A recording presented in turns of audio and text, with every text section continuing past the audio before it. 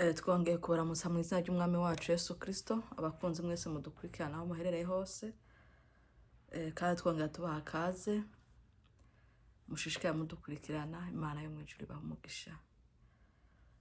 Reka dutangwe no gusenga Imana. Turagushimiye mwami w'abami, turagushimiye igitandara gikomeye, turagushimiye Yesu Kristo, turagushimiye kongeye kutugira neza, kongera kutwemera kugira ngo tuvuge izina ryawe.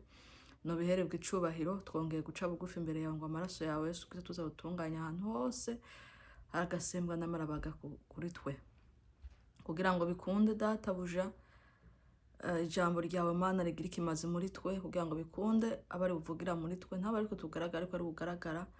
Mana yera yo mu ijuru uzobukoze, kandi itandara rikomeye turakuhamagaye kugira ngo data mukunzi mwiza ubane natwe muri kino gikorwa, utangwa natwe ngo usozera natwe uzobukoze. Ibisigaye kugira ngo ugende wiyereke ubwoko bwawe, ubaganirize, ubatahuze icuba kutubwira mu ijambo ryawe, kugira ngo twese tutahure imvugo yawe no kugwa kutubwira, kugira ngo data buja duhinduke rwose tube mwami Yesu ibiremwa bishimwa nawe muri byose ubukoze. Wakoze ko wumvise ugusenga kwacu, dusenze twizeye mu izina ry'umwami wacu Yesu Kristo, amen. Yesu Kristo abaho umugisha cyane. Imbere yuko dutangurana n'igikorwa kugira ngo twumve ijambo umunsi Imana yase ku mutima kugira ngo dusangire, reka dutangure n'indirimbo yo guhimbaza Imana iri mu igice cya 16, indirimbo ya 16, indirimbo ya 16 niyo tugiye gutangurana no kuririmba. Kaza turirimbana. Abera banezererwa izina rya Yesu, ribamara imibabaro, rirabatinyura, ribamara imibabaro, rirabatinyura.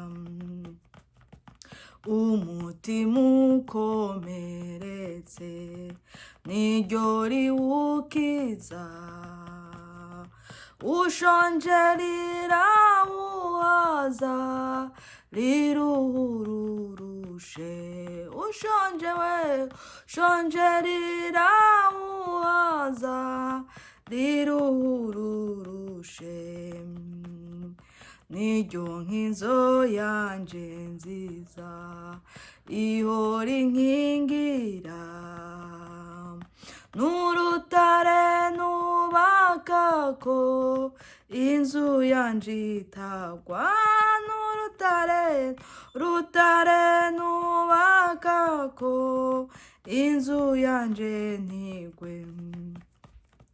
Ni wewe wanyitangiye, uri umwami wanje, uri umwungera ndagira, n'umukunzi nkunda, uri umwungera ndagira, n'umukunzi nkunda. Ni wewe bugingo bwanje, kuri wewe niho nanguranirwa niruka, niwe unshitsayo, nanguranirwa niruka, niwe unshitsayo. Ndiko ndasenga wemere ishimwe ngushima, nubwo ntabasha kuvuga ibikubereye, naho ntabasha kuvuga ibikubereye, sinshobora kugushima ubibereye.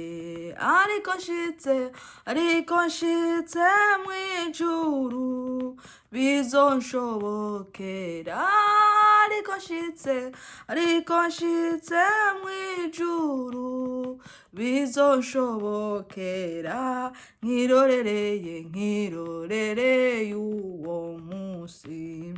Nzohora ngushima, nzoremeshwa n'iryo zina, ninagera gupfa nzoremeshwa wenda remeshwa n'iryo zina ninagera gupfa nzoremeshwa wenda remeshwa n'iryo zina ninagera gupfa nzoremeshwa wenda remeshwa n'iryo zina ninagera gupfa. Yesu nashimwe cyane. Twongeye gushima turirimbanye n'umuririmbyi yaririmbye ngo abera banezererwa izina rya Yesu, ngo rikabamara imibabaro rikabatinyura. Uko nukuri kenshi turasenga ugasanga dusenga nabi, kuko kenshi ico nzi coco nuko Imana inezererwa nuko twokwama tuyishima tukama tuyinezererwa igihe cose. Kandi ikinezereza Imana suko twoba imbere yayo tubabaye canke tuza ko Imana inezererwa nuko twokwama turi imbere yayo tunezererwa izina ryayo. Izina ryayo rikadubiza muri twe imbere ya vyose, tukaba imbere yayo atakicaha atajwi ritwagiriza icaha muri twe rihari, ibisigaye tukishimira Imana. Niyo ntsinzi ku muntu w'Imana. Turazi neza igihe cose yama agomba kuza gutsindanishiriza abisirayeli, ikintu cose yababwiye ati mugende ibisigaye ndikorera. Bagenda bakaririmba bagashima bakanezererwa imbere y'Imana, Imana ikaza ikabana nabo. Ariko muri kino gihe twebwe tugasenga nabi, tukagenda umuntu akitwarira ayo marira yiwe, ivyo bibazo vyo n'ibiki, ariko tukibagirwa ko nubwo uyo munsi bikomeye hari uwundi munsi twabonye ukuboko kw'Imana, hari uwundi munsi twabonye imbaraga z'Imana, hari uwundi munsi twabonye ubutabazi bw'Imana.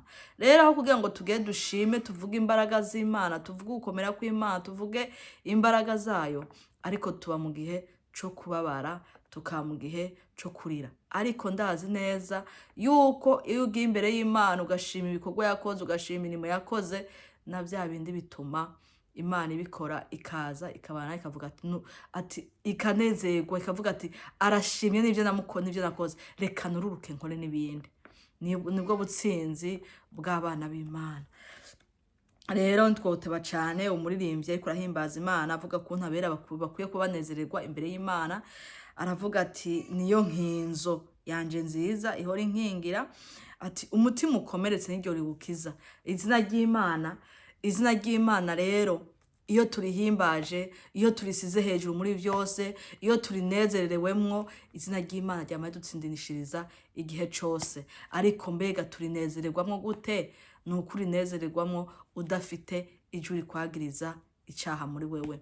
Muri ico gihe aho uri hose uratsinda kuko uba uri kumwe n'Imana. Tugiye rero tudatinze tugiye gusangira ijambo ry'Imana. Imana yase ku mutima ni Zaburi 149 turasangira kuva ku murongo wa mbere gushika ku murongo wa 3. Turasoma mu izina rya Yesu Kristo. Ni Zaburi 149 turasoma guhera ku murongo wa mbere gushika ku 3. Turavuga ngo nimuririmbire Uhoraho indirimbo nsha, muririmbire ishimwe ryiwe mu ikoraniro ry'abakunzi biwe. 2. Abisirayeli banezererwe iyabaremye. Abana b'i Siyoni bagirire akaneza umwami wabo, bashimire izina ryiwe mu mbyino, bamuririmbire ishimwe batamba agashako k'ingoma bavugira inanga. Yesu nahabwa icubahiro. Rero ijambo ry'Imana umunsi tugiye kuganiraho ni mbega intsinzi uko abera bakwiye gutsinda. Intsinzi y'abera niyi. Intsinzi y'abera ni Kristo niwe dutsindanishiriza. Mbega muko mukuza dukwiye kubugenda imbere yiwe tumeze gute?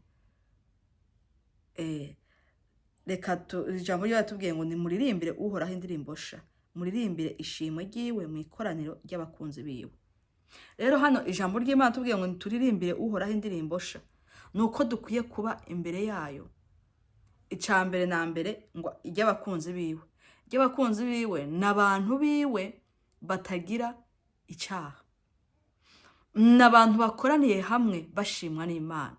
N'abantu bari hamwe bashimwa n'Imana. Kuvuga rero ngo igihe cyose muba mukoraniye hamwe, n'igihe muba mudakoraniye hamwe nta gihe uri wenyene, ariko ico gihe uri ngaho nk'uwemegwa n'Imana, uri ngaho wemegwa n'Imana, Imana ikuzi, ijuru ikuzi, Yesu akuzi.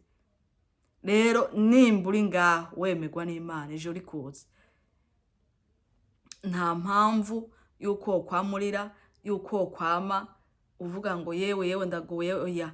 Ahubwo nimba uzi ko wemegwa n'Imana, ufite autorite yose yo guhagarara imbere y'Imana, ubundi ugahamagara, ugashima. Mu guhamagara Imana duhamagara gute? Ntabwo tuyihamagaza amarira, ntabwo tuyihamagara ngo oya, je imbere y'Imana uyinezerererwe, uyibutse ibikorwa yakoze, uyibutse yuko ari Imana ikomeye, ari Imana y'ubutwari itigera itsindwa, ari Imana itsinda igihe cyose. Uvuga izina ryayo ko ari izina rikomeye, uvuge ko ari izina rihambaye riruta amazina yayo yose. Yama yuruka izibane nawe, uyibwibutse, uyibwire ibikorwa yakukoreye, uyibutse hahandi mwirinde waruri ko ari yagukuyeyo, uyibutse bya bikorwa bikomeye yakoze muri wewe, bya bikorwa bihambaye, bya vyaha yagukijije, bwa butabazi yagutabaye, cagihe wari ugwaye, cagihe wari ufite ibibazo, cagihe wari unanijwe, cagihe wari urushe, ko yururutse ikaza ikabana nawe. Izozi gutsindanishirize. Nimba ari ibikurwanya, izozi bigukureho. Nimba ari intambara urimo, nimba ari izoca yuruka ivuga ati arazirikanye, aributse ivyo namukoreye cagiye, reka n'ubu nururuke nkore n'ibindi. Rero uko niko gutsinda kw'abana b'Imana. Ntabwo tuzotsindishwa, ntabwo tuzotsindanishirizwa n'amarira, ntabwo tuzotsindanishirizwa n'agahinda dufite, ntabwo tuzotsindanishirizwa n'umubabaro dufite, ariko tuzotsindanishirizwa nuko dushize hejuru Imana yacu, kuko Imana yacu ni Imana y'inyembaraga, ni Imana ishobore byose, ni Imana ibohora, ni Imana ikiza, ni Imana ihindura ibihe igahindura amateka, ni Imana ikora. Ariko nuko dukwiye kwihamagara turabakunzi bayo vy'ukuri. Nuko dukwiye kuba abakunzi bayo. Tumaze kuba abakunzi bayo, ibisigaye tugashima Imana, tugahagarara, tugashima, tukayiririmbira, tukayinezerererwa, tukayitazira, imbere yayo tuyishimira ku mirimo n'ibitangaza yakoze muri twe.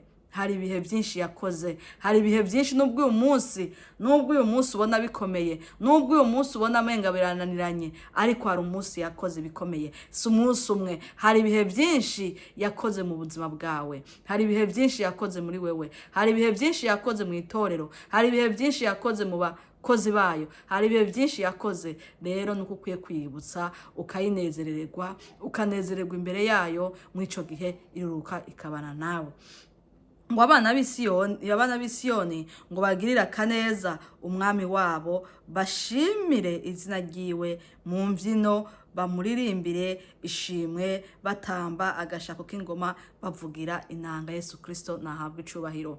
Ngo abana b'Isiyoni, abana bo kumugwa, abana b'Imana, abana bayo, nibahagarare baririmbe, nibavyine, nibanezererwe imbere y'Imana. Mbega ko tunezererwa b'isi, tukanezererwa abana batakintu kimwe badukoreye, atakiza na kimwe bogukorera. Niba gukorera uyu munsi ejo bazokikuvuga, canke naho ugasanga ahubwo bikora batabikunezererwa.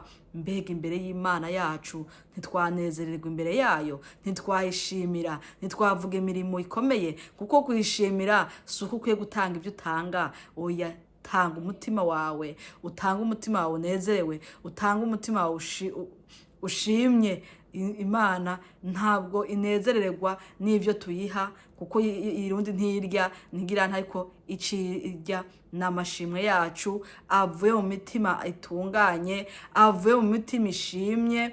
Ngo hano muri mbyayo ngo ntabwo no gushimira uko bibereye, ngo ariko nzogushima nimara gushika mu ijuru.